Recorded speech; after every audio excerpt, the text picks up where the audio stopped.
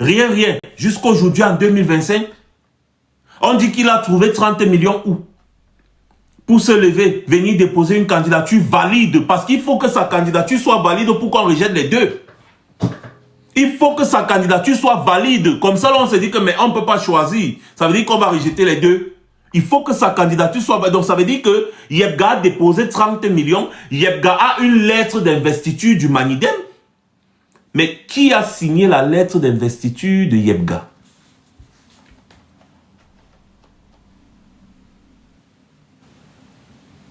Pour qu'on mette ça à côté de la lettre d'investiture signée par Anissé Ekane et que Elekam lui-même se dédise. Les gens, j'ai vu, on m'a envoyé une vidéo de Bruno Bidjan. Carrément, il fait une vidéo, il dit que vraiment, c'est lui qui va apprendre le droit à Maurice Kamto. C'est-à-dire que Bruno Bidjan veut vous faire croire que Maurice Kamto n'a pas eu tous ces questionnements. Que est-ce que Yebga a une décision de justice en sa faveur? Est-ce que Yebga participe encore aux activités du Manidem? Est-ce que Yebga est même membre du Manidem? Donc, Maurice Kamto est tellement idiot. C'est-à-dire que je ne sais pas. Un petit pisseur au lit qui n'a même pas fini ses classes de journaliste. Parce qu'il suçait la bite à un idiot qui est en prison aujourd'hui. On l'a mis à un poste.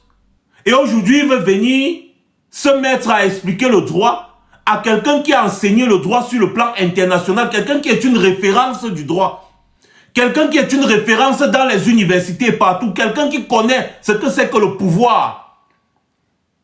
Monsieur Ngan Yamding vous a dit qu'en ce qui concerne le droit et le pouvoir dans des pays, on parle de Maurice Kamto sur cette planète, il connaît les fonctionnements de des républiques, des différentes républiques. Maurice Kamto peut t'expliquer de A à Z comment fonctionne la république. Par exemple aux États-Unis, en Allemagne, partout. Maurice Kamto, c'est ça qu'il enseigne.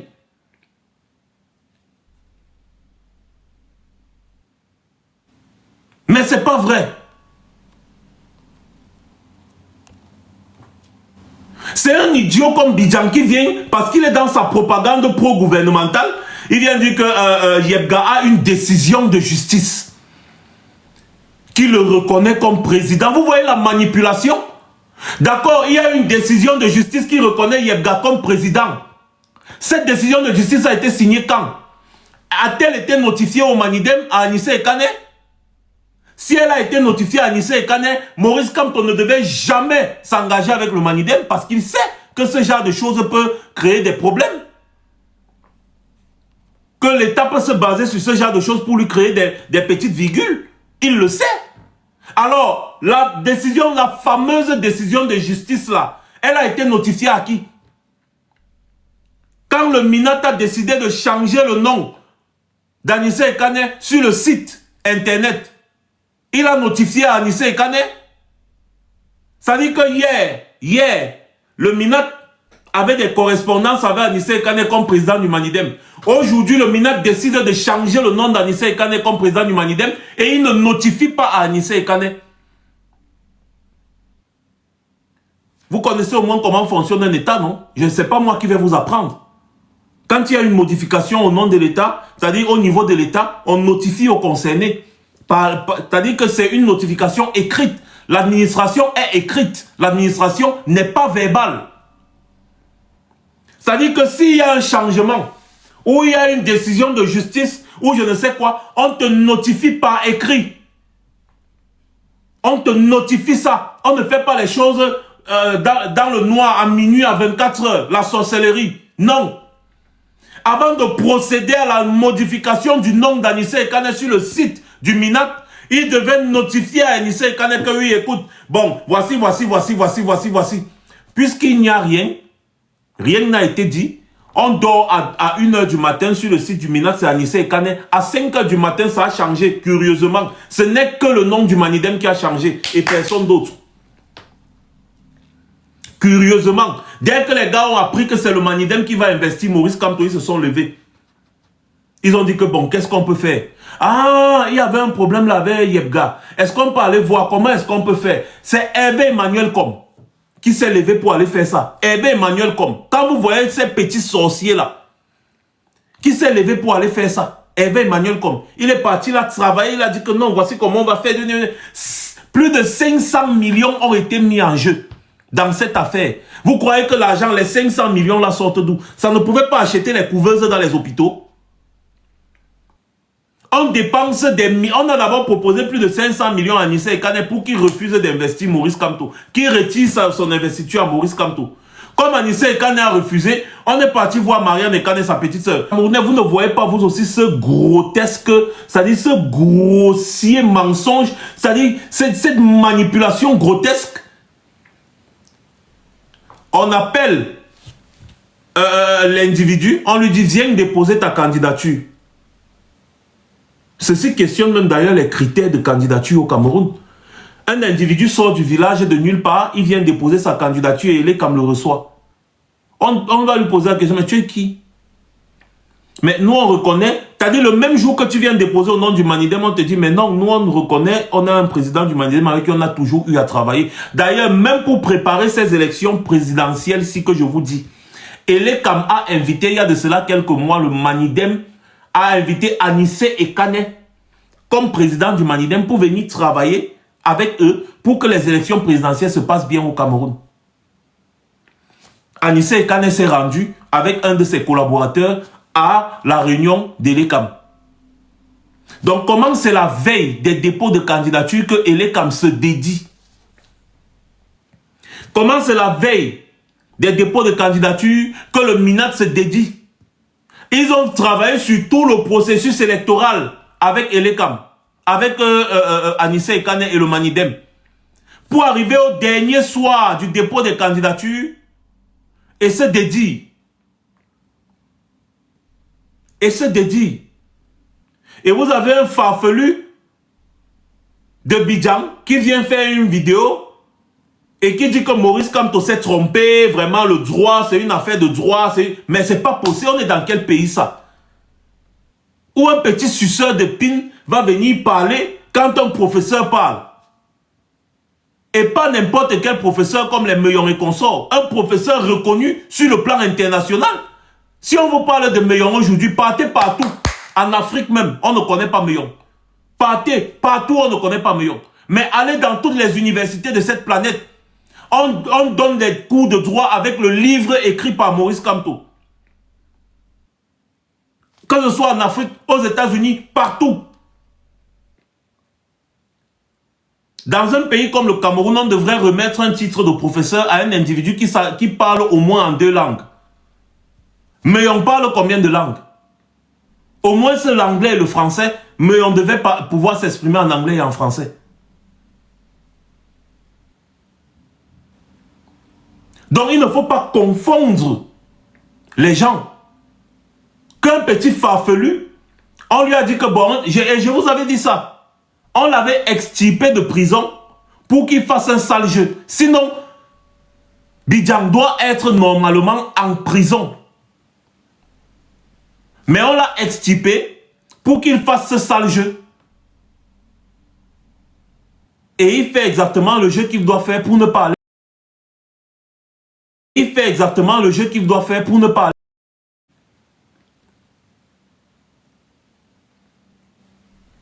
Donc, il y a eu des fautes graves commises par l'État du Cameroun et par l'ECAM. Et donc, ils ne peuvent pas sanctionner un candidat à cause des fautes que eux ils ont commises. Non.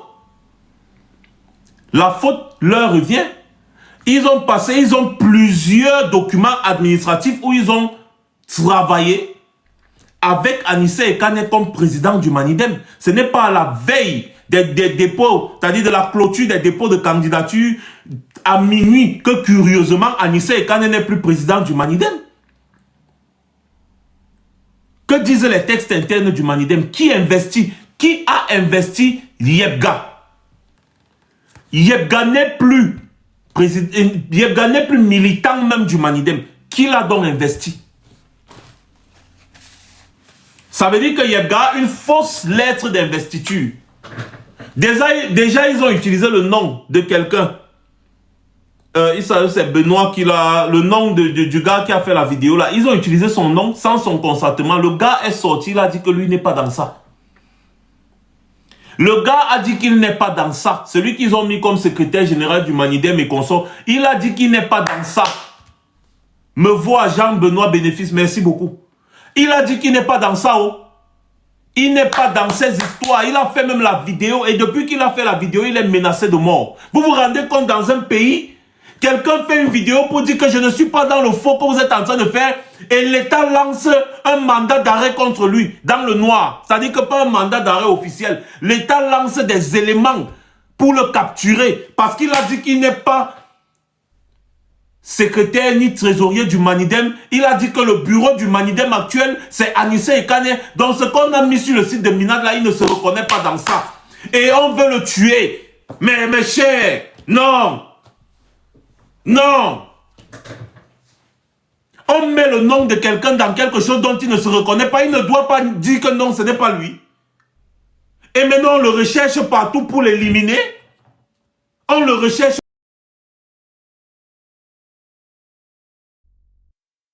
Vous me coupez mon live, les gars. Vous ne mettez pas assez de cœur, malheureusement. Et c'est toujours la même chose que je vous dis. Vous ne tapotez pas assez, vous ne mettez pas assez de cœur. C'est pour ça qu'à chaque fois, il y a des attaques comme ça. Pourquoi est-ce qu'on veut tuer ce gars? Pourquoi? Pourquoi?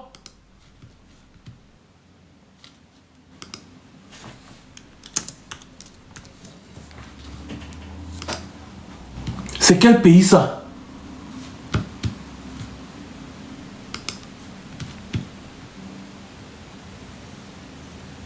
Voilà, ah, les gars, s'ils veulent vraiment couper mon live, c'est grave, hein, les gars. Les gars, essayez, s'il vous plaît, mettez good live et mettez les cœurs d'abord, s'il vous plaît.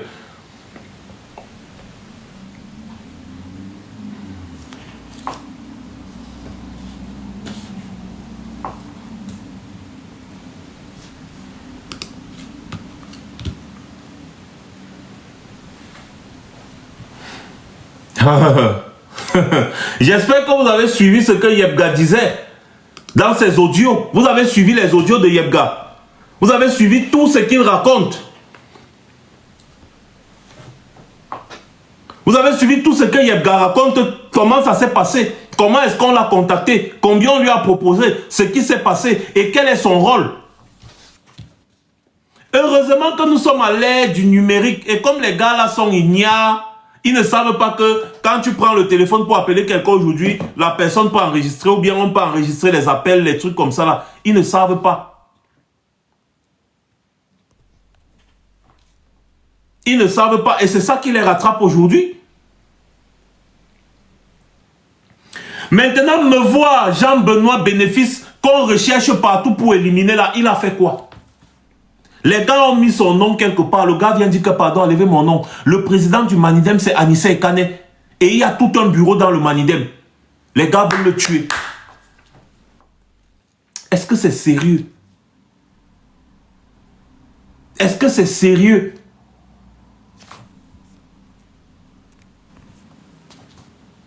Et observez que les gars vous entraînent dans un tribalisme d'État pour vous complètement vous éloigner du sujet clé. Ils vous entraînent dans un tribalisme d'État. Maurice Kamto, comme c'est un Bamileke, il ne peut jamais être président de la République du Cameroun. Observez tout ça et prenez-en acte. Ce qui se passe dans ce pays, c'est inadmissible dans une république. On ne peut pas faire du banditisme au nom des Camerounais. Non. Et vous acceptez. Vous acceptez quoi comme ça? Vous acceptez qu'on élimine Mevois aussi comme on a éliminé Martinez Zogo? Vous acceptez qu'on élimine aussi Mevois parce qu'il a dénoncé, il a dit hey, arrêtez ça, moi je ne suis pas dedans. Mais quel est ce pays? Un pays où des gens sortent de nulle part et ils viennent prétendre déposer une candidature à l'élection présidentielle. Quel était le but pour Yebga, selon vous, de venir déposer une candidature à l'élection présidentielle la veille de la clôture? Quel était le but? Parce que Yebga estime qu'il peut être élu par des Camerounais. Toi, tu connaissais Yebga hier, avant qu'il ne dépose sa candidature et qu'on ne parle de lui comme ça. Yebga a déjà fait une campagne. Yebga a déjà fait quoi? Yebga, c'est qui? Quel était selon vous le but que Yebga se lève pour venir déposer une candidature au nom du Manidem? S'il vous plaît, dites-moi, quel était le but? Parce que Yebga estime qu'il peut avoir un suffrage des Camerounais un jour ou bien je ne sais pas. Quel était le but selon vous? Le but de Yebga était très simple comme il dit dans son audio. C'était de venir faire le sagat. Et Elekam a accepté la forfaiture. Et donc, Elekam vient de perdre en crédibilité. Tout simplement. Parce que même ce genre de critères devrait normalement compter lorsqu'on fait le nettoyage sur les listes des candidatures. On dit, mais celui-ci d'abord, il sort d'où? C'est quel individu ça? Quand on veut parler en matière d'électoral, de popularité et consort, en matière d'électoral, de popularité au niveau politique au Cameroun, mais vous ne pouvez pas faire sans Maurice Kamto. Donc, on ne peut pas éliminer une candidature comme celle de Maurice Kamto et accepter des candidatures des personnages complètement farfelus et dire qu'on donne de la crédibilité à une élection.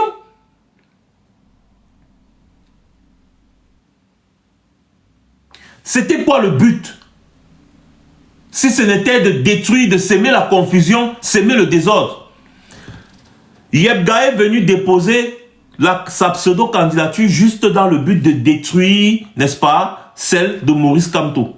Même s'il n'avait pas le poids pour ça, Elekam lui a donc donné ce poids en rejetant la candidature de Maurice Kamto. Elekam vous dit donc que vous pouvez fabriquer des faux documents et venir parler au nom d'une association dont vous n'avez pas qualité. Et Elekam prend ça en considération. Voilà le message que Elekam vient de vous passer. Alors, comment est-ce que vous pouvez attendre que des décisions, des vraies décisions, viennent de ces personnes? Comment? Et jusqu'à vous avez des gens du PCRN qui jubilent.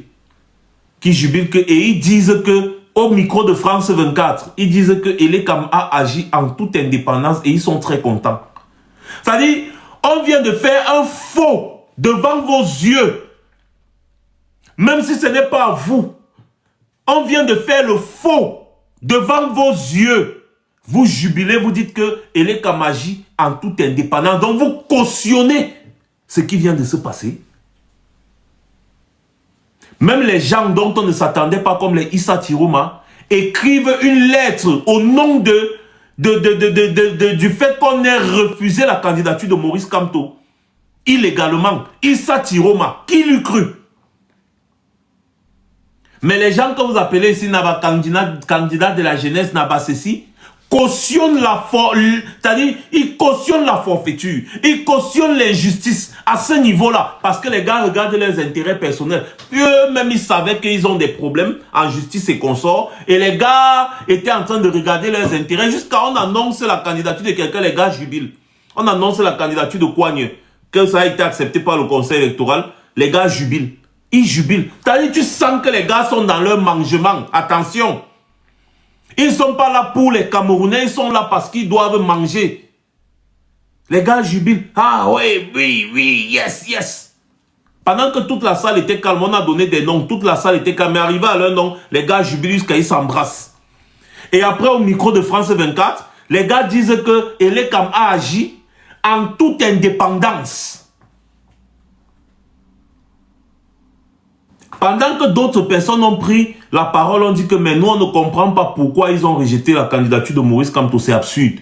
Eux du PCRN, ils disent que Elekam a agi en toute indépendance. Valeb Sala qui a travaillé avec eux, a dit sur un plateau télé que mais vous êtes ridicules. Comment vous pouvez vous réjouir du fait qu'on ait éliminé un de vos concurrents? Comment? Et on l'a éliminé de quelle manière? Et vous vous réjouissez, les gars avaient honte sur le plateau. Le même Valeb Sala qui travaillait avec eux, que les gars disaient qu'on va faire la coalition avec Valeb Sala, nanani, nanana. Ils se sont retrouvés sur un plateau et le représentant du PCRN, Valeb Sala, leur a craché ça au visage. Qu'il a eu mal quand il les a vus jubiler.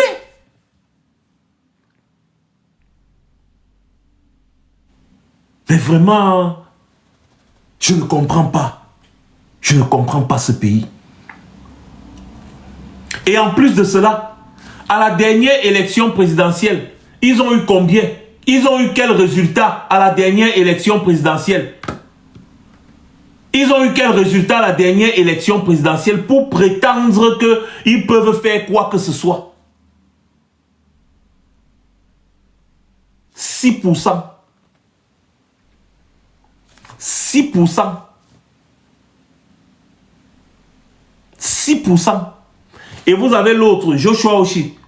Le gars est très content, il fait la vidéo, il dit que vraiment, les Camerounais, je suis donc candidat, et donc on va faire ceci, donc on va faire cela.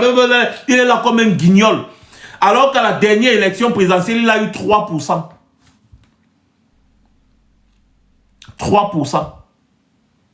Les gars se réjouissent donc du fait que celui qui était capable de renverser la tendance soit éliminé injustement.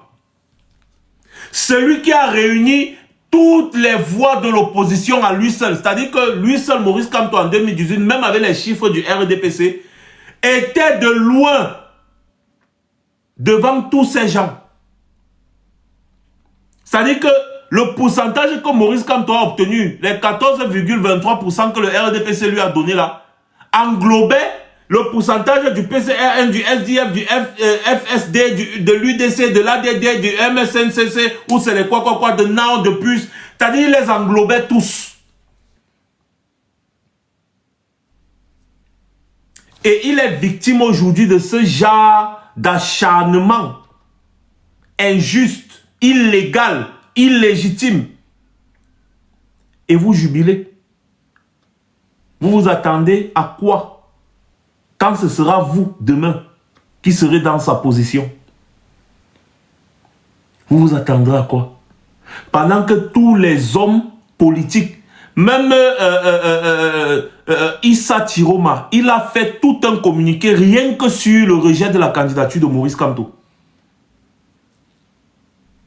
Il a fait tout un communiqué. On interroge Kouagne, il dit que bon, ceux qui ont été recalés, ils n'ont qu'à venir travailler avec nous. Mais ils se prennent pour qui?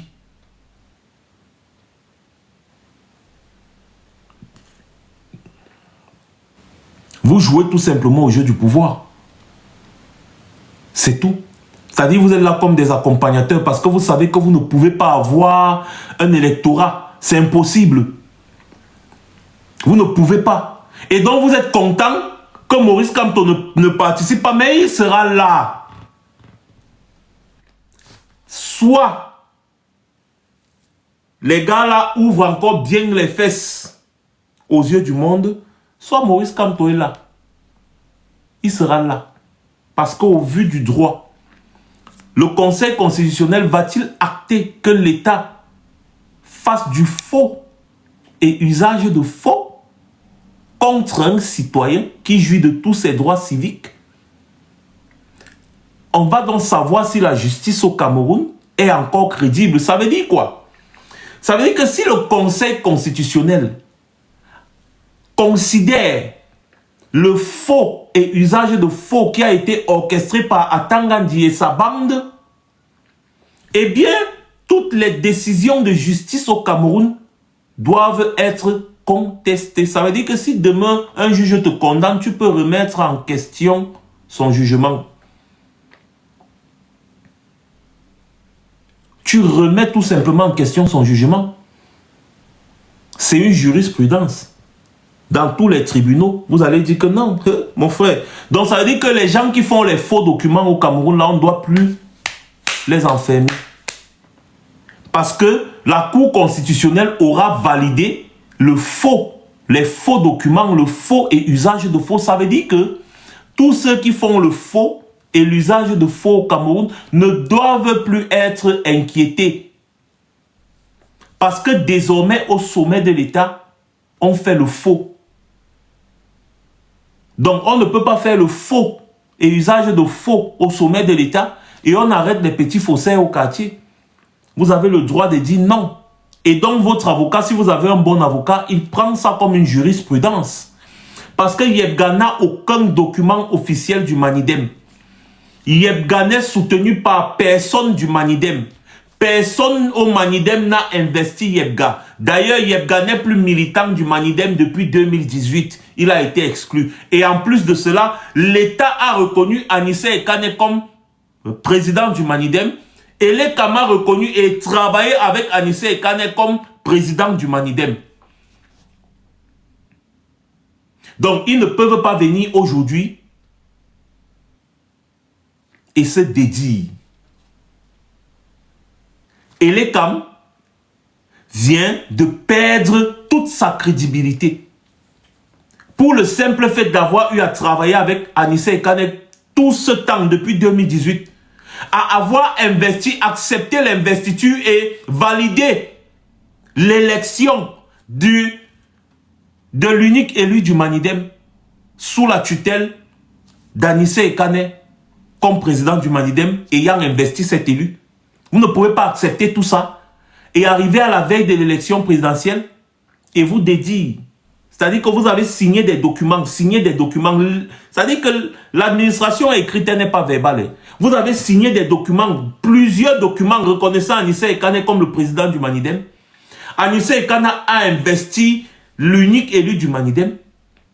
Je répète, Anissé Ekane a investi l'unique élu du Manidem, celui qui donne la possibilité au Manidem de porter une candidature à l'élection présidentielle. Alors, d'où vient-il que quelqu'un sorte du village de nulle part, il vient parler au nom du Manidem et vous cautionnez au point de mettre d'égal à égal les documents que cette personne vous présente et les documents présentés par le président du Manidem que vous-même vous reconnaissez. Comment? Au point de rejeter les deux candidatures. Comment? Si vous arrivez à rejeter les deux candidatures, ça veut dire que vous avez considéré les documents qui se trouvent dans le dossier déposé par Yebga. Alors, on demande donc, et ça la loi le prévoit, une copie des documents déposés par Yebga. On veut savoir qui a investi Yebga. Si vous avez créé un autre Manidem, c'est votre problème. Là, ça vous engage, ça vous regarde. On veut savoir. On veut juste savoir, c'est tout, hein, qui a investi Yebga. Les gens vont dire que Yebga s'est auto-saisi, s'est auto-investi. Si Yebga s'est auto-investi, ça veut dire qu'il est encore militant du Manidem, parce qu'il a été exclu du Manidem. Est-ce que vous avez le pouvoir de réintégrer un militant exclu d'un parti politique? Vous n'avez pas le droit d'entrer dans les affaires internes d'un parti politique. Vous devez juste regarder, conformément à la loi, les documents qui sont en votre possession. Vous devriez dire que non, Yebga, lui, nous on ne le reconnaît pas comme faisant partie du Manidem. Donc ce que lui fait là, ça c'est déjà du faux. On ne veut pas se mélanger à ça. Le président du Manidem que nous on reconnaît, c'est Anissé Ekane et son dossier est complet. L'investiture est là, tout. Donc il a investi Maurice Kamto. Le dossier de Maurice Kamto ne souffre de rien. Tout ce que Yebga fait à côté, c'est du faux et usage de faux. Vous ne pouvez pas prendre le faux, mettre à côté du vrai et invalider le vrai à cause d'un document que quelqu'un est parti falsifier. Falsification de documents, c'est pénal. C'est pénalement répréhensible. C'est pénal. Les procureurs veulent encore quel genre de preuves pour se saisir de cette affaire? Hein? Parce qu'on peut faire du faux au Cameroun maintenant comme ça, juste parce qu'on est ministre, on peut faire du faux. Yebga devait être interpellé. Qu'on lui pose la question que, mais tes documents viennent d'où? On veut savoir. Tes documents viennent d'où? Parce que si ce n'est pas les faux documents, c'est quoi? C'est des faux documents. On ne peut pas aller faire des faux documents dans un pays comme ça, au vu et au su de tout le monde. C'est tellement grotesque, tellement grossier, mais vous serez surpris. Comme je le dis encore, vous avez vu Maurice Kamto, il se dérange. Les gars, tapotez le live là. J'en ai marre que TikTok m'envoie les trucs, les notifications rouges là. C'est-à-dire que de là, ils veulent être trop signalés. Je ne comprends pas. S'il vous plaît, mettez les cœurs, je vous en prie. Il ne faut pas que je perde ma page.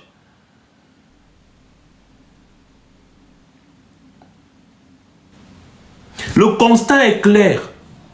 C'est un complot d'État contre Maurice Kamto.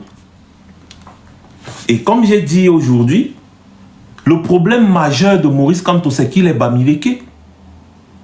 Quand vous écoutez les conversations de ces gens, vous tombez des nues. Les gars se disent, ils disent qu'un Bamileke président de la République, jamais. Jamais.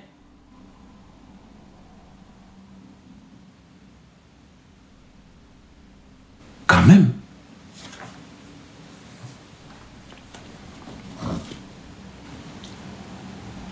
Et vous voyez à quel niveau ces gens-là ne vous prennent pas au sérieux, vous les Camerounais. Regardez vous-même les candidatures face à Paul Biya, les candidatures qu'ils ont acceptées, qu'ils ont validées. Regardez vous-même. Ça dit que les gens sortent de nulle part. Allez, pour moi, les candidats, on a dit qu'on ne vous prend pas au sérieux, vous-même les Camerounais. Ça dit que même ceux qui viennent souvent déposer leur candidature à la présidence de la République, là, vous comprenez aisément que les gars sont là pour donner du crédit à Paul Biya. Ils ne sont pas là pour challenger Paul Biya. Vous le comprenez directement. C'est-à-dire que c'est tellement ridicule, absurde. C'est-à-dire que le Cameroun est le seul pays où les gens peuvent s'asseoir, dormir, aller en boîte de nuit, boire le champagne, et à la veille de l'élection présidentielle, ils viennent déposer un dossier de candidature. Et il y a des Camerounais quand même qui cautionnent. Et quand on leur demande que, mais vous cautionnez la candidature, c'est pourquoi? Non, il est beau. Non, c'est un jeune. Non, mais, c'est-à-dire, vous-même, vous ne vous prenez pas vous-même au sérieux. C'est-à-dire que pour vous, la présidence de la République n'est pas une affaire sérieuse. Si bien que vous donnez du crédit à ces gens. Mais, tout simplement. C'est-à-dire qu'un peuple même qui se prend au sérieux ne doit pas tolérer ce genre d'ineptie. Ne peut prétendre diriger un pays sérieux que des personnes sérieuses. C'est-à-dire que hier, quelqu'un était en boîte de nuit en train de boire le champagne, jouer, gnoxer les femmes, jouer la vie, tout le temps on le voit avec le cigare en bouche. Après, boum, comme un jeu d'enfant, il est candidat à l'élection présidentielle, jusqu'à ce qu'on le prenne au sérieux. Vous avez d'autres que vous ne connaissez, ni Dada, ni Ève. C'est-à-dire qu'ils ne sont jamais dans aucun média, ils ne sont nulle part, rien. Comme la candidature est validée et on le prend, on dit, oh, c'est un candidat à l'élection présidentielle. Hein?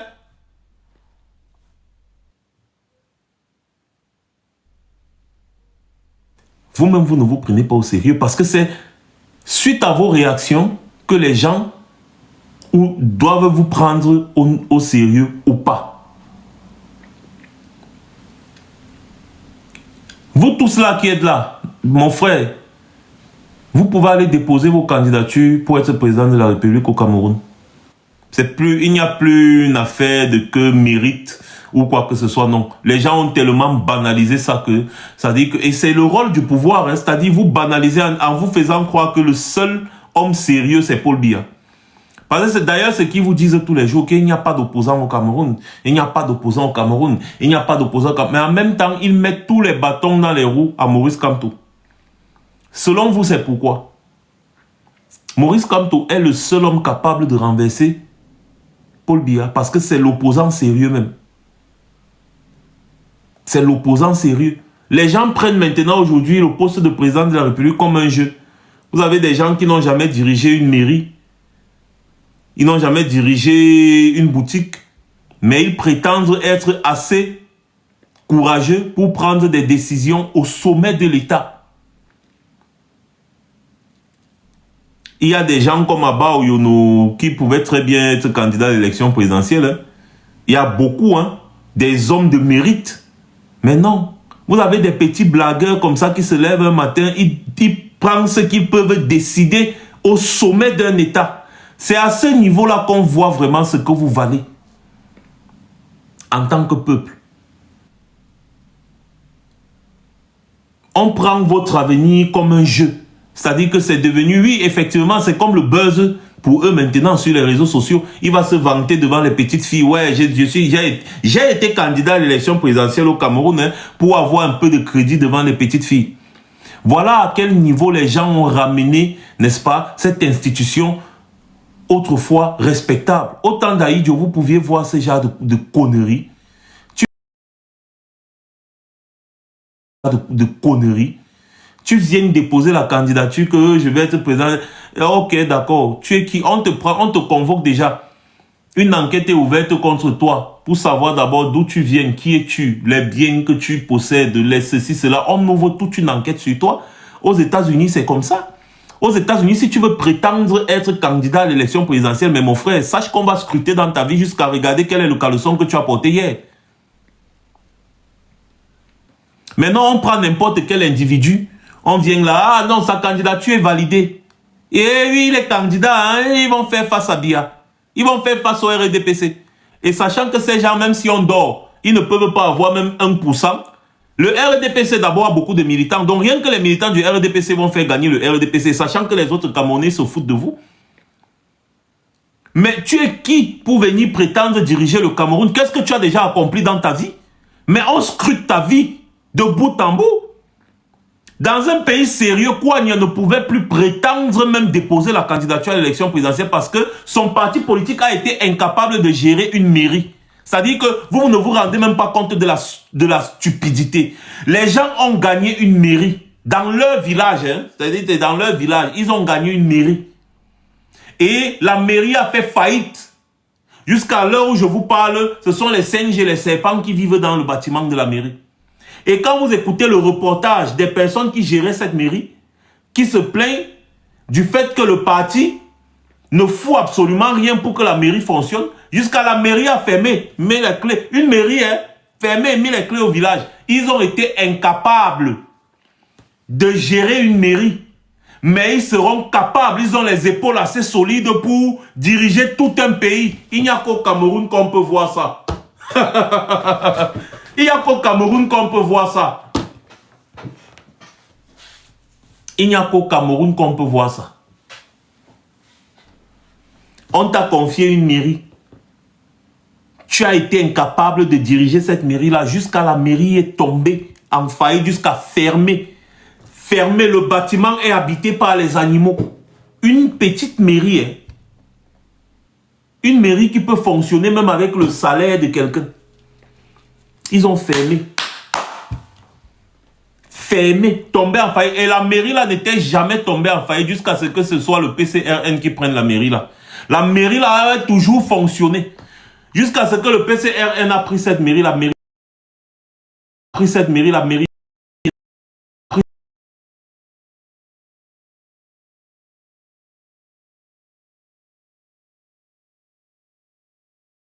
cette mairie, la mairie est tombée.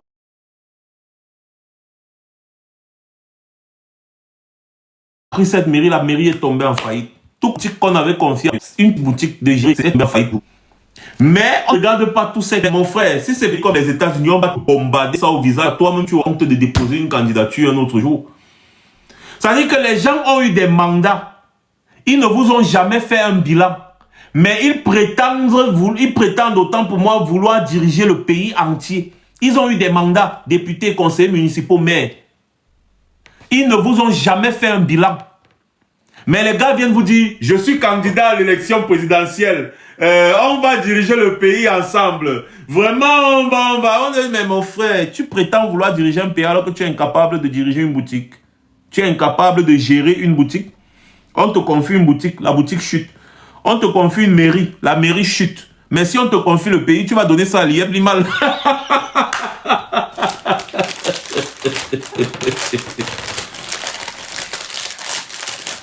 C'est pour ça qu'il dit que si on me confie le pays là 2 jours, il va faire comme le professeur Baïbek a dit, il va vous fouetter, il va fouetter les gens là-bas tous les...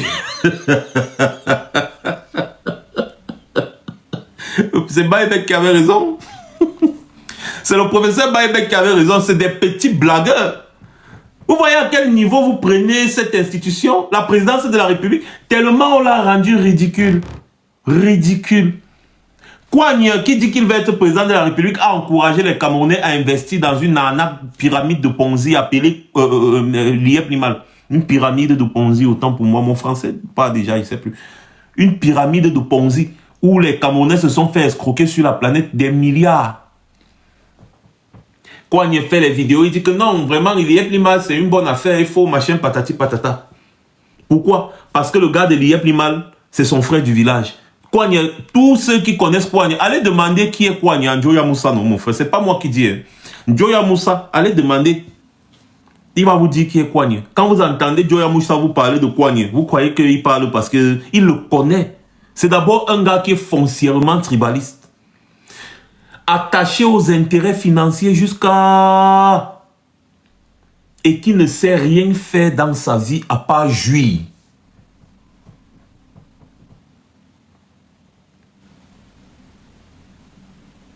Ah oui. Quelqu'un comme ça vient vous dire qu'il est candidat à l'élection présidentielle et vous applaudissez. Les gars sont là, ils ont un rôle bien précis.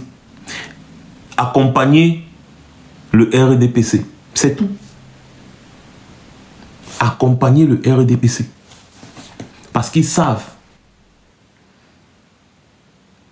que même au niveau des militants seulement, le RDPC va les gagner.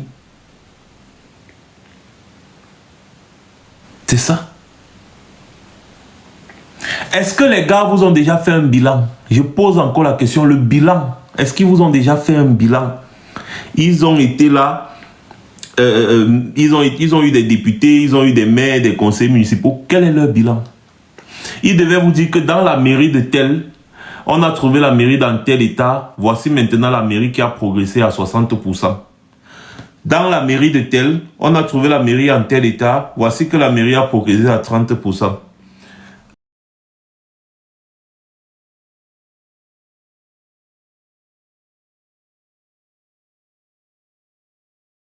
En tant que député, voici les lois que nous avons proposées, voici ce qui est passé, voici ce qui n'est pas passé. En tant que député, voici les projets que nous avions, voici ce que nous avons pu réaliser, voici ce que nous n'avons pas pu réaliser. Voilà ce qu'on dit, voilà ce qu'on fait. Vous ne pouvez pas être là, vous comporter comme le parti au pouvoir. Le parti au pouvoir a décidé de ne donner aucun bilan aux Camerounais. Vous dites que vous venez challenger le parti au pouvoir. Vous aussi, vous ne donnez aucun bilan aux Camerounais.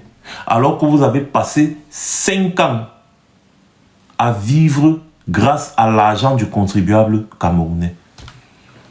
Parce que les députés, les conseillers municipaux, les maires, tout cela, c'est l'argent du contribuable camerounais qui les nourrit. Donc vous avez une obligation de faire un bilan. Vous ne le faites pas. Le parti au pouvoir nous a habitués à ça. Donc ça veut dire que vous aussi êtes dans la même lancée que le parti au pouvoir.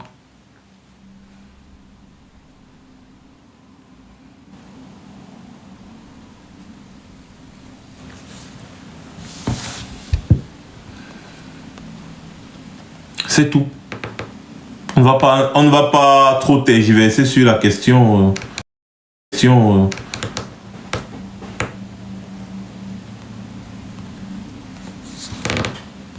va pas tergiverser sur la question.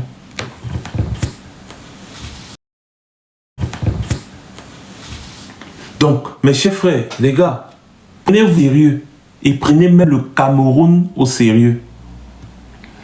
Prenez-vous vous-même au sérieux et prenez le Cameroun au sérieux. Est-ce que vous allez accepter la forfaiture au sommet de l'État?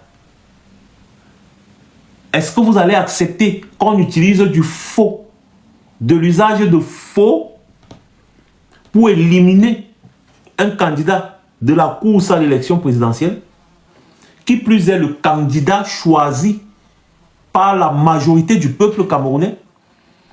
Moi, je vais vous dire, mes chers Camerounais, n'attendez pas à ce que, n'est-ce pas, Maurice Kamto se lève et commence à vous dire sortez, sortez, sortez. Non.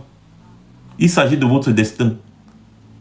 Il s'agit de votre destin. Organisez-vous pour faire le blocus. Parce qu'il faut également un rapport de force. Vous avez vu comment le Sénégal, ça se passait. Dès que les gars voulaient faire quelque chose contre Ousmane Sonko, tout le Sénégal était dehors. Les gars n'attendaient pas que Sonko les appelle. Tout le Sénégal était dehors. Vous aimez trop les conformités. C'est ça qui détruit le Cameroun. Vous semblez oublier que ce sont les gens-là qui doivent avoir peur de vous. Et non l'inverse. Ce sont les gens-là qui doivent avoir peur de vous. Et non l'inverse. Donc, quand votre leader est confronté à ce genre de situation, c'est à vous de passer un message. Que, mes chers, quoi, Fifi, on ne s'adresse pas aux Njomba des hommes là ici. S'il vous plaît, vous n'êtes pas à votre place. On sait que c'est vous qui mangez l'argent du pays. Donc, allez continuer de manger l'argent du pays et attendez qu'on vienne vous trouver parce qu'on va venir vous trouver. Et beaucoup d'entre vous vont perdre leur tête. Ça, c'est sûr. Vous allez perdre tous les avantages que vous avez là. Vous allez devenir fou. Vous allez perdre votre tête. Vous allez devenir fou, paplé. Parce qu'on aura tout pris. Donc, jouissez encore tant qu'il est temps. Mais écoutez bien ce que je suis en train de vous dire.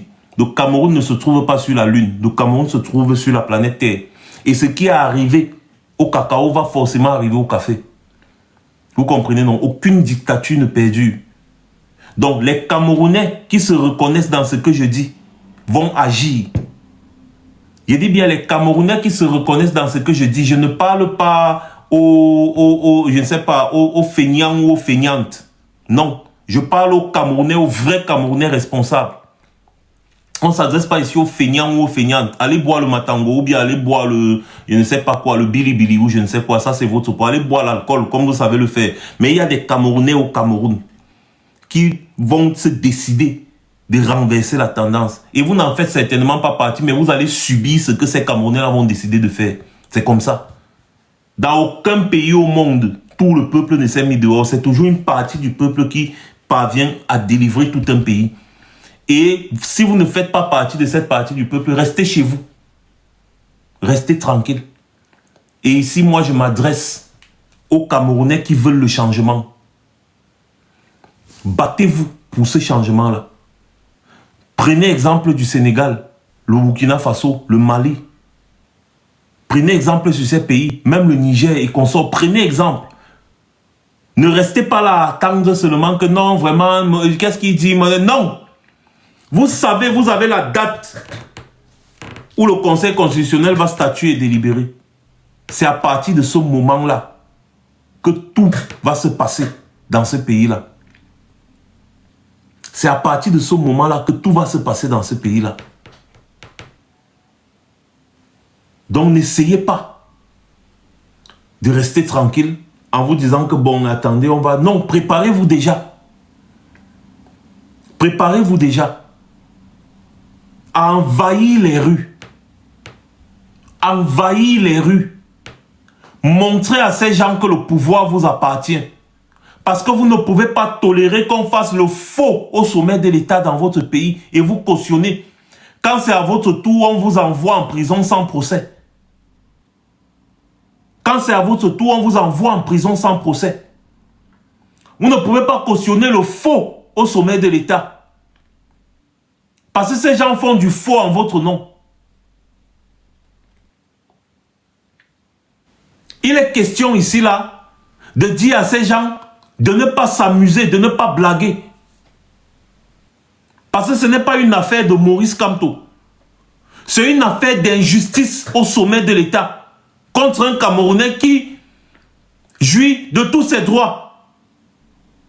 Mais on veut les bafouer arbitrairement. Apprenez à vous battre pour une cause. Ce n'est pas les 100 francs que vous gagnez quand vous faites le call box, le Ben Sikin, machin là, qui va changer vos vies. Non. Pour que ta vie change drastiquement, il faut qu'il y ait des mesures prises par le gouvernement à ton avantage. On vous a appris à être des Ben Sikineurs avec la licence. Vous trouvez que c'est normal? Maurice Kamto fait tout pour vous montrer que ces gens, c'est des sadiques, c'est des malfrats. Vous acceptez d'être dirigé par des malfrats sadiques. Maurice Kamto a utilisé tous les moyens de droit possibles. Et vous voyez que ça ne fonctionne toujours pas. Parce que ces gens ont décidé même d'être au-dessus de la loi. Alors, si ces gens décident d'être au-dessus de la loi, pourquoi est-ce que vous devenez, vous allez rester justiciable, autant pour moi? Vous allez accepter d'être jugé par des gens qui cautionnent le faux? La Cour constitutionnelle, déjà, c'est la plus grande sommité en matière de justice. Vous devez vous mobiliser pour dire aux membres du Conseil constitutionnel là que, les gars, attendez.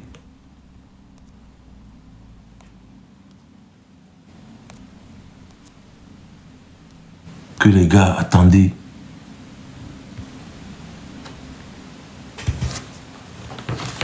Si vous tentez ça, de faire le faux au sommet de l'État, nous aussi, nous allons faire du faux avec vous. C'est tout. C'est tout.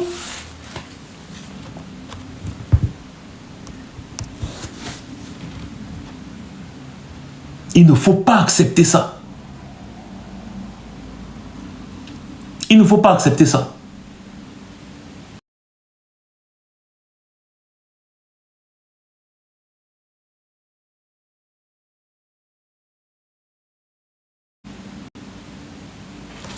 Donc préparez-vous. Préparez-vous pour le Conseil constitutionnel. Préparez-vous pour défendre la vérité, la justice, l'équité. Préparez-vous.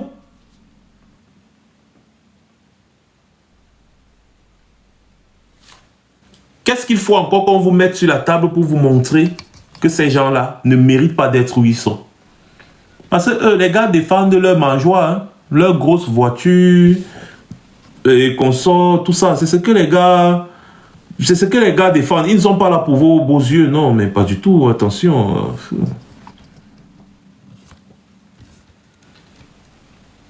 Donc, la date de la tenue de l'audience au Conseil constitutionnel vous sera publiée. Et le jour-là, chacun d'entre vous doit sortir.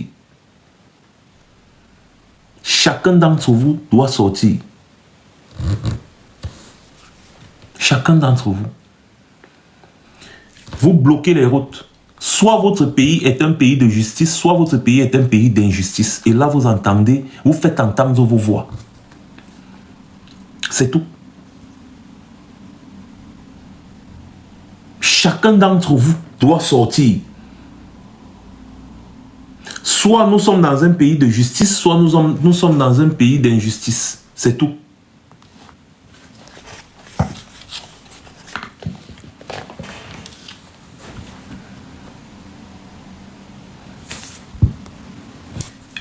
Wesley Giggs, il n'y a aucun militaire dans un pays qui peut retenir un peuple.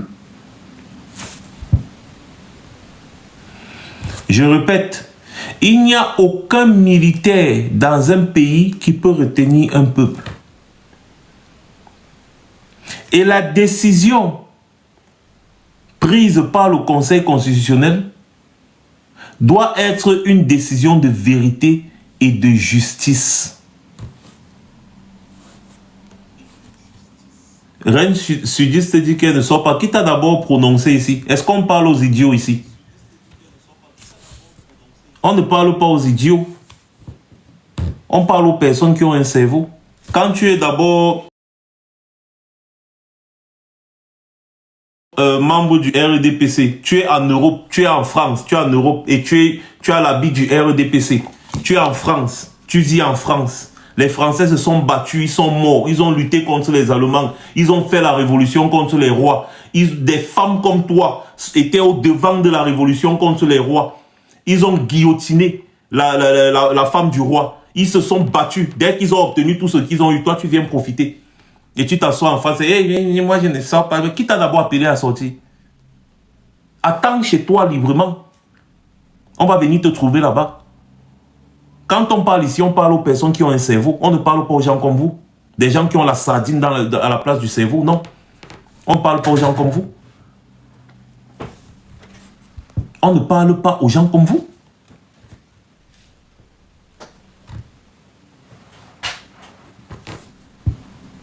Donc, il faut absolument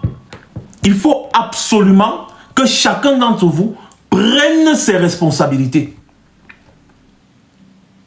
Absolument. Que chacun d'entre vous prenne ses responsabilités.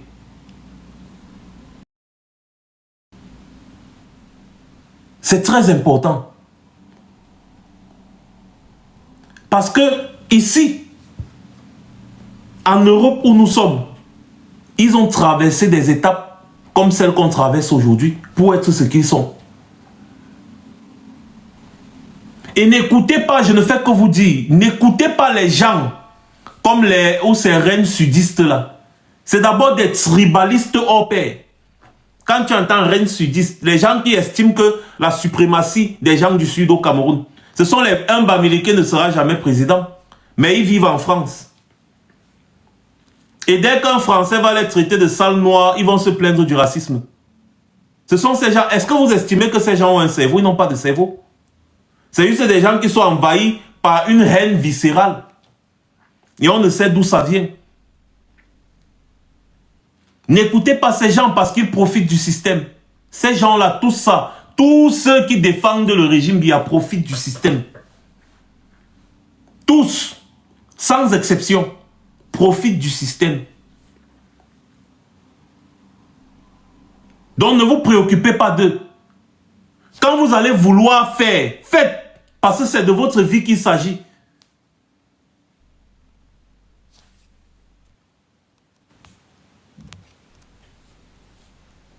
C'est de votre vie qu'il s'agit. Faites. J'aime souvent, t'as dit que j'aime souvent bien m'occuper.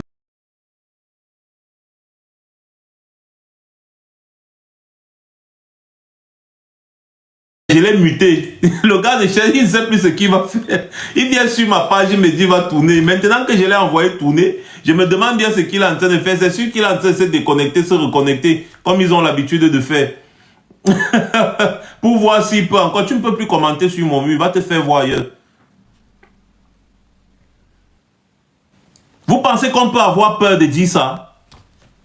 Toutes les personnes qui soutiennent le régime Biya ici seront mutées. Vous n'avez pas votre place devant des hommes ou des personnes qui réfléchissent. Votre place, c'est dans les toilettes. Allez dans vos toilettes là où vous êtes d'habitude. C'est là-bas. Ne venez pas là où il y a des personnes qui ont un cœur, qui sont humaines. Des personnes humaines. On est en train de se battre contre les brigands que vous êtes. Des gens qui ont embrigadé tout un État. Bon, moi je réfléchis plus que toi. C'est pour ça que tu ne me verras jamais sur ton profil. Et tu viendras toujours chez moi. Parce que si je ne réfléchis pas, qu'est-ce que tu viens faire chez moi? Voilà que j'étais muté entre toi et moi qui réfléchit plus que l'autre. Trop de chèvres dans le RDPC. Toutes les personnes qui soutiennent le RDPC n'ont pas de cerveau. On a creusé leur tête, on a retiré tout le cerveau, on a mis la sardine à la place. Moi, quand je veux m'exprimer et je veux parler aux Camerounais, je viens me connecter sur mon mur et je parle. Jamais je ne peux pas faire des commentaires sur les murs des autres. Mais vous n'avez qu'à rester sur vos murs. Pourquoi venir toujours chez nous? Parce que vous voyez que nous, on a les capacités d'attirer de l'attention. Et vous, vous n'avez pas ces capacités parce que tous les Camerounais vous connaissent déjà. Donc vous avez besoin, comme des parasites, de venir sur nos murs, essayer, n'est-ce pas, de dire... On va seulement vous muter et vous bloquer. C'est tout ce que vous méritez. On ne mérite même pas de discuter avec vous. On vous mute, on vous bloque. On ne discute pas avec les parasites, on les éradique. Est-ce qu'on discute avec les parasites? On éradique les parasites.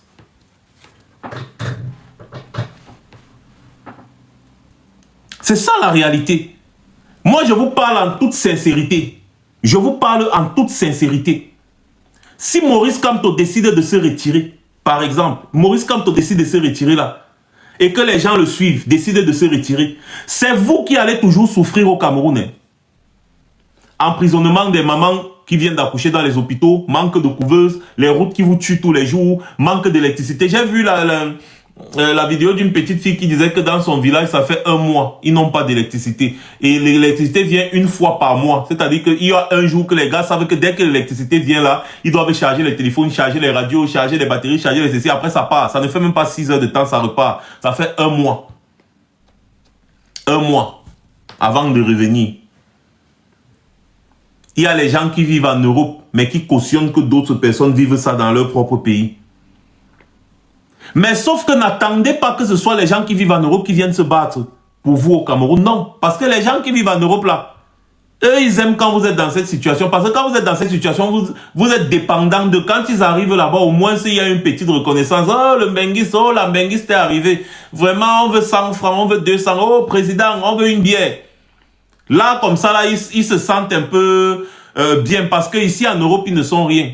Ici en Europe, la majorité d'entre eux, les gars vivent dans des endroits vraiment terribles. Donc personne ne les connaît, ils n'ont aucune reconnaissance ici en Europe. Au contraire, tous les jours, les gars bagarrent pour avoir un papier. Et après, dès que les gars qui prennent l'avion, après avoir travaillé 5 ans, économisé 2000 euros, ils calculent que 2000 euros, ça fait quand même 1 300 000. Ok, je m'en vais faire la vie au Cameroun. Quand il arrive au Cameroun avec 2000 euros en poche, il a 1 300 000 pour 2 semaines. Wouh!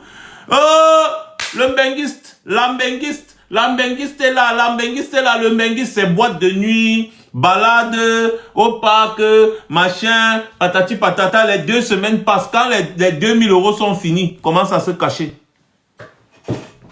Il se cache.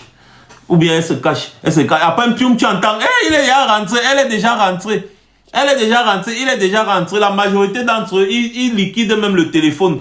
Ou ils liquident les chaussures, ou les perruques, ou ils liquident tout pour prendre la route et rentrer. Quand ils reviennent ici, après les 2 semaines les 2 semaines qu'ils ont passé au Cameroun là, ils arrivent ici, là, ils trouvent les factures, les machins, les trucs. Il faut encore travailler 24 heures sur 24 pour pouvoir payer les factures, tout. Donc, quand ils viennent au pays, si vous êtes à l'aise au pays, ça ne les arrange pas. Qui va encore les appeler président? Personne ne va les appeler président. Donc, ils aiment que vous soyez dans cette misère au Cameroun là. Comme ça, quand ils viennent, ils vous piétinent. Ils viennent jouer les grands. Alors qu'ils sont zéro, ils ne sont rien ici en Europe.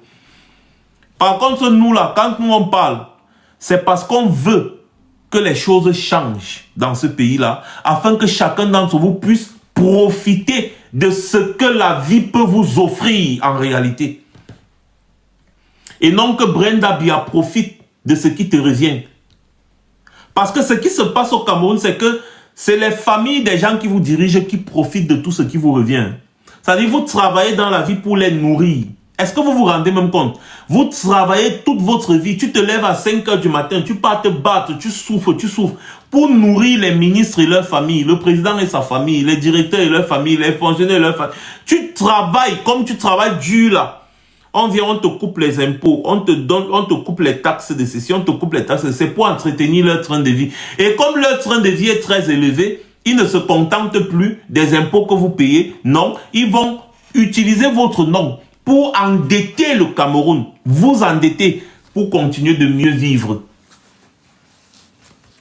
Pour continuer de mieux vivre. C'est tout. Donc, ils vous utilisent pour vivre. Ils utilisent la sueur de votre front pour vivre. Donc, vous travaillez pour les nourrir. La preuve, quand toi, tu as un peu d'argent et que tu veux prendre l'avion Douala-Yaoundé, tu prends les vieux avions. Les vieux avions que normalement, c'est interdit de vol dans d'autres pays, mais on vous a donné ça. La Chine vous a donné ça. C'est-à-dire, ces avions-là, je ne sais pas comment est-ce que vous faites pour monter dans ces avions-là. Parce que les gens qui connaissent réellement l'aviation ne peuvent pas monter dans ces avions-là. Mais vous avez quand même le cœur, vous montez.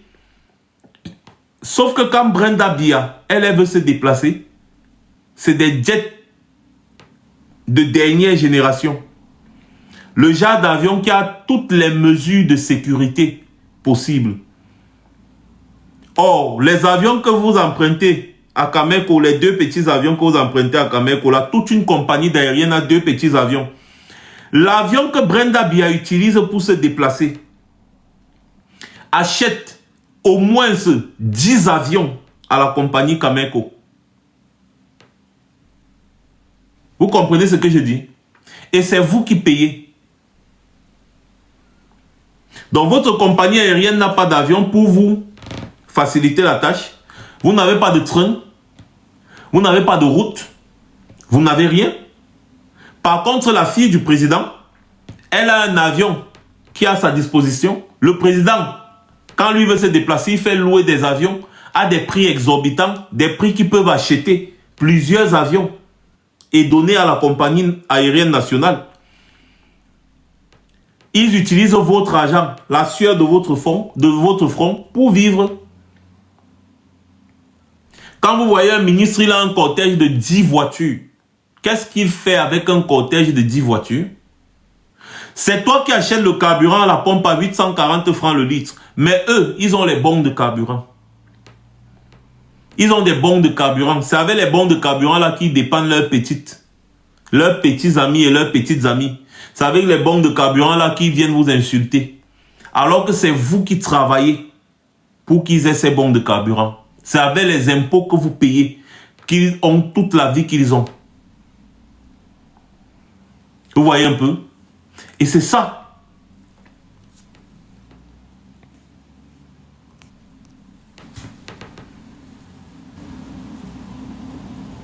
Et c'est ça. Et oui, ils ont des assurances maladie alors que vous n'avez même pas la possibilité d'en avoir.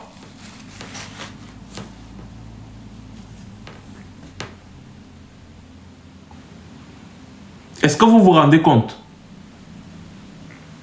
Donc, vous travaillez pour eux. Il n'y a pas de différence entre vous et ceux qui travaillaient dans les champs de coton aux États-Unis. Il y a de cela quelque temps.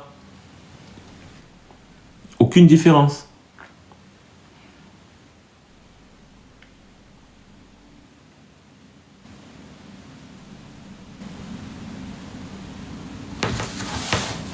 Si vous ne voulez pas vous battre, vous allez continuer de souffrir. Parce que la vérité, c'est quoi? La vérité, c'est que nous, on a un cœur. Ça nous fait mal. Quand vous nous écrivez tous les jours, ouais, je souffre, ouais, je suis bloqué à l'hôpital, ouais, on me demande si pour les soins, ouais, j'ai ceci, ouais, j'ai cela. Ça nous fait mal, on se dit, mais c'est quel pays ça en 2025, pas d'assurance, rien. Les hôpitaux, c'est du n'importe quoi. Dès que quelqu'un vous appelle qu'il est en train de voyager, vous commencez seulement à trembler, est-ce que la personne va arriver? Les trucs comme ça. Alors que le pays là a tout pour prospérer. Pourquoi ça ne prospère? Ça ne prospère pas parce que les gens qui dirigent ce pays ont décidé de bloquer, de confisquer tout l'argent du pays pour eux. Tout pour eux, rien pour les autres. Ça nous fait mal. Et du coup, on se dit non, il faut qu'on expose ces gens. Comme ça, là, si quelqu'un de sérieux prend le pouvoir, il pourra redistribuer les richesses équitablement. Vous voulez que les Arabes vous respectent comment? Quand vous arrivez à Dubaï, on vous regarde un genre. Vous arrivez au Qatar, on vous regarde un genre. Vous arrivez même ici en Europe, on vous regarde un genre. Vous croyez que c'est pourquoi? C'est parce que vous n'avez pas de dirigeants dignes. Donc vous ne pouvez pas venir prétendre dans les autres pays. Si vous aviez des dirigeants dignes, c'est que même vos sœurs ne sont pas arbitrairement esclavagisés dans les pays comme le Qatar, l'Arabie Saoudite et consorts, c'est parce qu'ils savent que vos dirigeants, c'est des gros feignants qui viennent supplier tous les jours pour leur demander l'argent. Alors ces dirigeants-là ne peuvent pas venir gronder quand ils font ce qu'ils veulent avec les populations. Depuis qu'il y a l'esclavage des Noirs dans ces pays, vous avez vu les dirigeants africains parler de ça? Jamais. Parce que ces mêmes dirigeants africains, pendant qu'on est en train de vous esclavagiser là-bas, eux, ils sont dans les bureaux de ces gens qui vous esclavagisent en train de supplier pour avoir un peu d'argent. Ils viennent comme ça là endetter le pays pour vivre la vie qu'ils vivent. Donc on peut vous esclavagiser, ce n'est pas leur problème. Tant que vos dirigeants, vous ne faites pas ce qu'on appelle une vraie révolution contre vos dirigeants, personne ne vous respectera jamais sur la planète. Jamais. C'est pour ça que moi je me bats. Quand ici, j'arrive quelque part, que ce soit n'importe où, quand je dis que moi je suis un activiste politique et je me bats pour que mon pays devienne comme le pays dans lequel je me trouve, on me donne du respect. On me donne du respect. Et quand les gens disent, est-ce que tu es à l'aise ici? Je dis cache que je ne suis pas à l'aise ici en réalité, parce qu'on ne peut pas être à l'aise si on n'est pas dans son propre pays. Je vais toujours subir des insultes racistes et tout. Forcément, même si ça n'arrive pas maintenant, ça arrivera certainement demain. C'est pourquoi je me bats pour que le gouvernement de bandits qu'il y a dans mon pays dégage. Afin que mon pays ressemble au moins à quelque chose. Un endroit où on peut donner du respect. Parce que c'est humain. C'est un comportement tout à fait humain. De vouloir le bien d'autrui.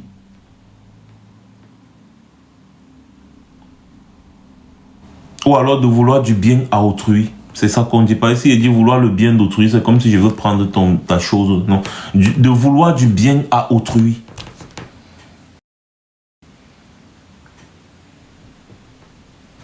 Et ne vous dérangez pas.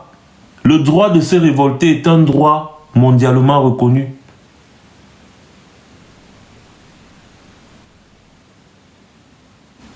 Quand l'injustice est une règle, quand l'injustice devient une règle, la désobéissance civile est un devoir. C'est un droit mondialement reconnu. Et c'est exactement ce qui est en train de se passer au Cameroun. Ils ont écarté la norme et ils ont normalisé l'écart. L'injustice est devenue une règle au Cameroun. L'injustice est devenue une règle au Cameroun. Arrestation arbitraire. Musellement. Tu ne peux pas parler quelque part tranquillement sans regarder à gauche, à droite que peut-être on peut m'arrêter. Tu ne peux pas t'exprimer.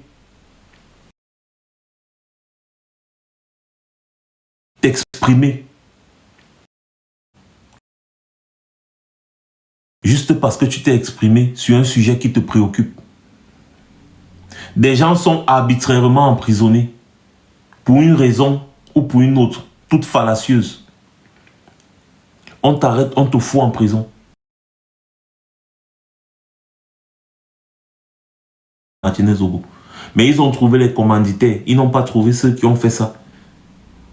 Le corps de Martinez Zogo est toujours dans la glace. À l'heure où je vous parle, c'est sérieux. Vous avez vu ce que ces gens ont fait à Martinez Zogo? Ce qu'ils ont fait à Ola Bébé?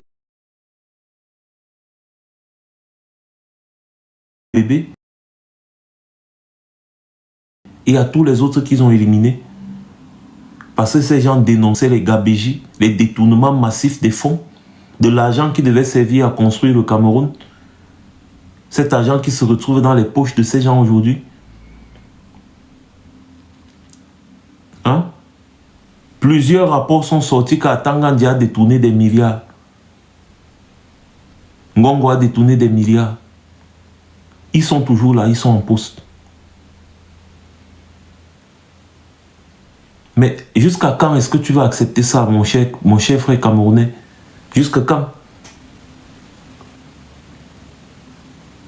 Jusqu'à quand? Non. Est-ce qu'on a besoin de gronder pour ça? On a besoin de crier? Vous voyez, les gens de la diaspora se fâchent déjà. Les gars disaient déjà que bon, nous on va plus envoyer l'argent au pays. Ça devient un très gros danger. Vous dites que le marché actuellement est cher au Cameroun. Non, ça n'a même pas encore commencé à être cher. Ça n'a même pas encore commencé à être cher.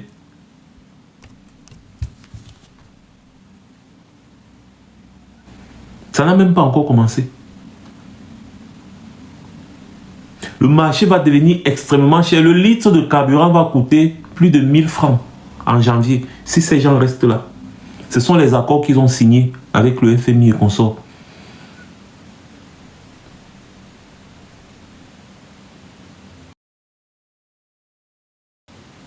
C'est la diaspora qui vous soutient dans ce pays-là. La diaspora envoie plus de 700 milliards par an au Cameroun.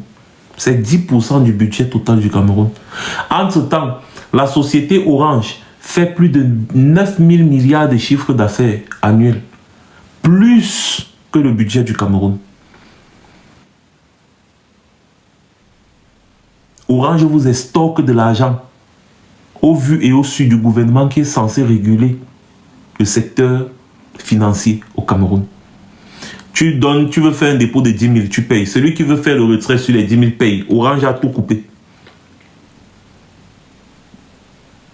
Alors que pour faire des transferts bancaires, on ne coupe pas. C'est interdit ici, en Europe. Si je veux t'envoyer même 100 000 pounds, je t'envoie. Tu vas recevoir les 100 000 pounds et tu vas retirer les 100 000 pounds. Personne ne va rien couper. Vos affaires de Orange Money, MTN Money, machin, là, les gars vous escroquent sauvagement. Et c'est parce que le gouvernement tolère ça. C'est parce que le gouvernement tolère ça, parce que le gouvernement a sa haute part dedans. 9 000 milliards de chiffre d'affaires en un an. Orange. 9 000 milliards. Et c'est ce qu'ils ont déclaré. Parce que quand une entreprise déclare son chiffre d'affaires, c'est pour pouvoir payer les impôts. Donc les gars réduisent ça au maximum. Ils arrivent à un niveau où non, on ne peut plus réduire ça. C'est-à-dire que le chiffre d'affaires d'Orange peut dépasser les 15 000 milliards annuels au Cameroun. Donc au moins 2 fois le budget annuel du Cameroun. Vous ne vous rendez même pas compte que ces gens ont totalement vendu le pays. Et ils partagent les bénéfices. Ils partagent les bénéfices de tout ce qui revient normalement au peuple camerounais avec les gens de l'extérieur.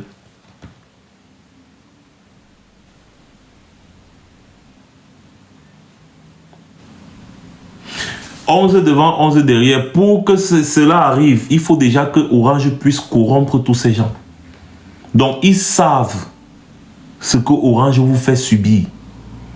L'Internet, on vous parle de 3G, de 4G, alors que vous n'êtes même pas encore à la 2G. Ah oui, c'est une réalité, vous n'êtes pas encore à la 2G au Cameroun. 2G même, c'est trop. Celui qui a la 2G au Cameroun, vraiment, c'est un chanceux. Et on vous coupe. On vous vend encore les gigas. On vous vend les gigas. Et, je ne sais pas s'il faut rire ou bien il faut pleurer là.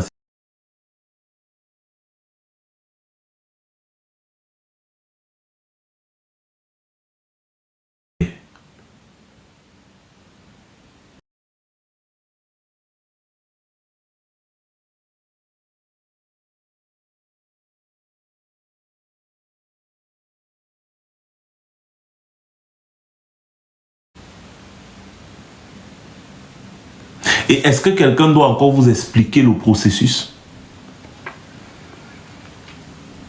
Les gars, attendez le Conseil constitutionnel. C'est tout. Et vous devez vous préparer à vous mobiliser massivement. À vous mobiliser massivement autour du Conseil constitutionnel. Et demander que la vérité soit dite. C'est tout, hein. On ne peut pas vous faire quelque chose parce que vous réclamez la vérité. N'attendez pas. Il faut créer les blocus. Ça, c'est ce que je vous dis. Il faut bloquer toutes les rues. Ils ne peuvent rien faire. Vous bloquez toutes les rues. Douala, Yaoundé, Garoua, Bafoussam, Gaoundéré, Bétois, partout, vous bloquez les rues. Vous allez tous suivre le contentieux là, dans les rues. Parce que la vérité sera exposée au grand jour. Et j'aimerais bien voir la tête de Clément Atangana le jour là. C'est là où je vais confirmer. Si Clément Atangana bafoue toute la vérité là, c'est là où je vais confirmer que je croyais connaître ces gens, mais en réalité, je ne les connais pas. Parce que je vous dis et je vous rassure que tous les éléments sont là pour exposer les fesses de ces gens comme ça en Mondovision. Soit Clément Atangana va cautionner le faux en Mondovision et ce sera relayé sur toutes les chaînes de télé internationales.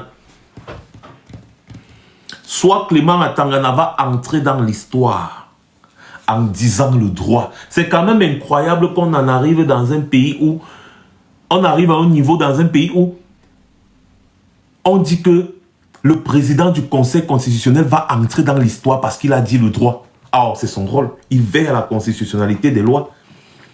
Et il doit dire le droit.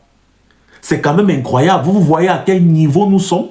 Quand on reste comme ça, on n'est pas sûr que le Conseil constitutionnel, qui est la sommité en matière de droit, va venir, en matière de justice et autres, va venir et on doute, va se réunir et on doute que ce Conseil constitutionnel puisse dire le droit.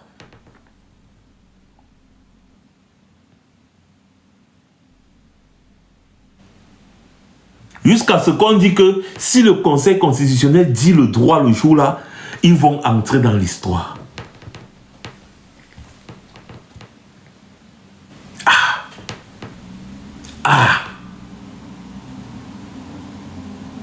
Est-ce que vous vous rendez même compte de ce que je suis en train de dire?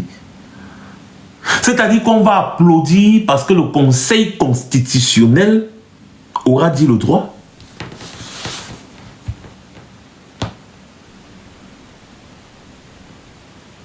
Aura fait le travail qu'on attend de lui.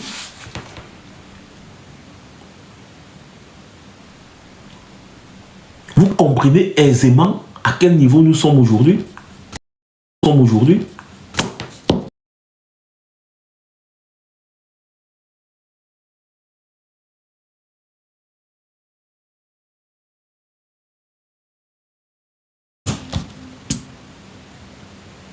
Ne prenez pas cette histoire à la légère. Ne prenez pas cette histoire à la légère. Il faut leur dire qu'on les attend au tournant, je vous assure. Il faut que chaque Camerounais qui veut le changement au Cameroun se mobilise. Tous les militants du MRC, personne ne doit rester à la maison le jour-là. Parce que c'est là que tout doit commencer. Soit c'est la vérité, soit c'est la vérité et rien d'autre. Vous devez dire aux gens comme Clément Atangana que le père dit la vérité pour quitter derrière les problèmes. Parce que parfois ces gens ont besoin d'une petite pression. Dites à Clément Atangana que le père dit la vérité pour quitter derrière les problèmes. Sinon tu auras des problèmes. Dis le droit, sinon tu auras des problèmes. Il faut un peu gronder les gars. Parce que les gens veulent encore vous confisquer pour les 7 prochaines années. Attends, lui, il était clair. Il disait qu'il y a 2032. Carrément. Le gars était lui carrément serein. Il dit il y a 2032. Donc dans leur tête, c'est que les gars ont déjà tout prévu. Sauf que c'est ce que je vous ai dit au début du live, c'est la folie du pouvoir. La dictature ne croit jamais qu'elle va tomber jusqu'au jour où elle se retrouve en train de tomber. C'est la folie du pouvoir. Ali Bongo est passé par là. Omar El-Béchi au Soudan est passé par là. Mohamed Bazoum au Niger est passé par là. Ibeka, tous ces gens-là au Mali, au Burkina Faso, tous cela sont passés par là. La folie du pouvoir. Ils arrivent à un niveau où ils deviennent fous, ils font des bêtises. Et après, ils sont surpris qu'on les déboute comme ça, là, comme un jeu. Et c'est exactement ce qui va arriver au Cameroun. Il faut absolument que le peuple camerounais décide de ne plus laisser la forfaiture agir au sommet de l'État. C'est tout. C'est tout, hein. C'est ça, les Mobutu, tous là, les Bozizé, ils sont nombreux en Afrique.